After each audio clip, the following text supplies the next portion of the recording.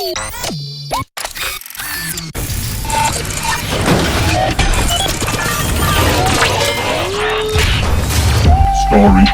rumblings.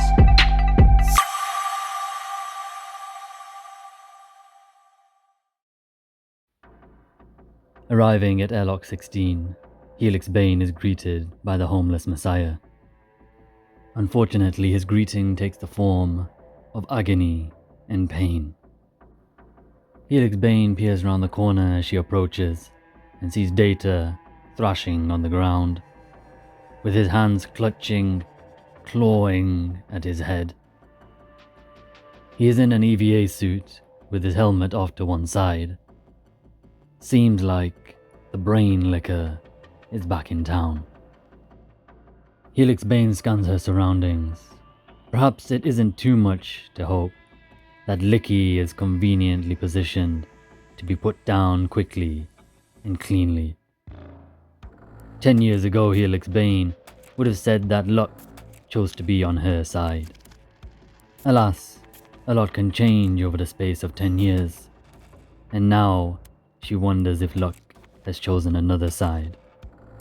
Licky is nowhere to be seen, and there are no signs as to where they might be.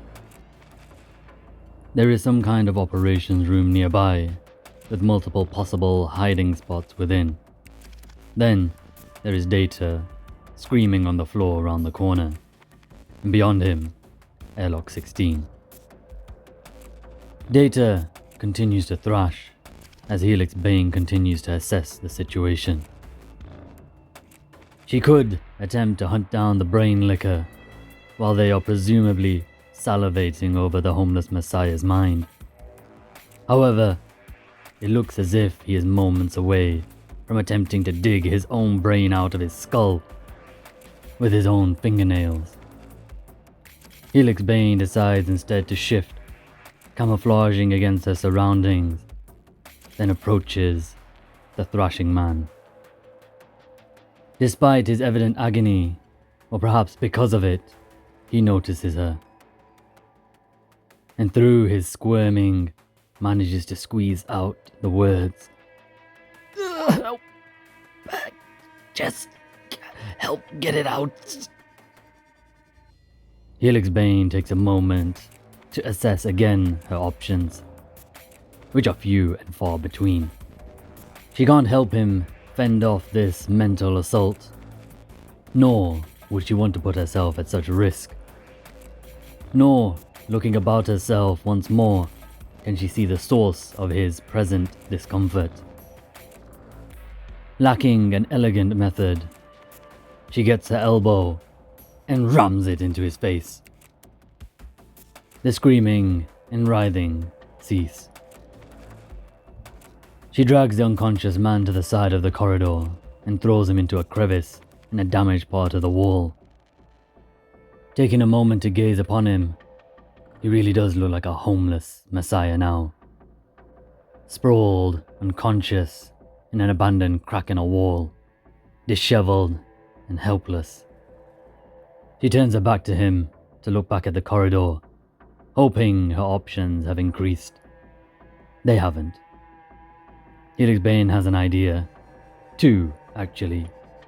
Both high risk, and she'll have to see about the rewards, if there are any. Helix Bane takes a deep breath, as deep as she can manage in her corroded lungs.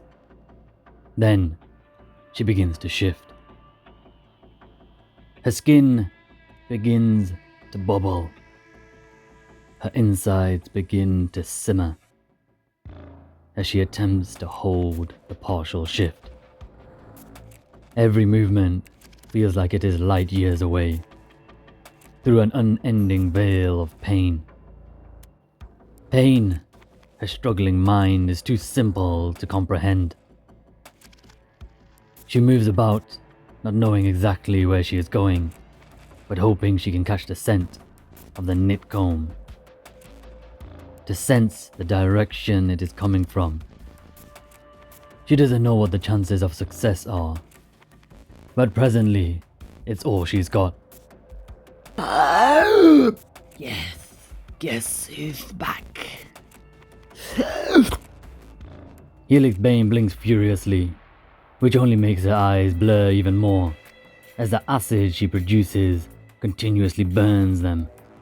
From a new position, sprawled across the ground, she looks around herself as her eyes begin to clear. Still, nothing. In Helix Bane's experience, this is how most encounters play out. No exciting, fortunate discoveries at just the right time. No last-minute strokes of genius to gain victory. No clever workarounds. Just a boring corridor with an airlock on one side and quite possibly an enemy on the other. Either fight, run, hide, surrender, or simply chance the closest option. In this case, that would be the airlock. Plan? Helix Bane is still figuring that out. She grabs Data's helmet and shoves it back on his head, then starts dragging him over to the airlock. Helix Bane knows most of the access codes for the research vessel now, and she taps in the one to open Airlock 16. Most of the essential electronics are temperamental at the best of times, but the airlocks have always seemed to be the most reliable. Alas, not this one. Access denied. Found you. Sit tight. Helix Bane is going to do anything but that. She pushes off the wall where she had collapsed partially and spins back around to look at the corridor. There's nothing there. Nothing. So she starts sprinting to the other side where she entered from. She makes it all of 2 strides. I'm going to eat and digest your mind and thoughts. 2 more strides. Then I will regurgitate and enjoy seconds. After this onslaught, Helix Bane can barely open her eyes. The pain pulsing in her head. Without realizing, she finds herself clutching at her own head, just like Data. And she agrees. Better to claw out the brain than to have it savagely invaded. Her fingernails begin to dig.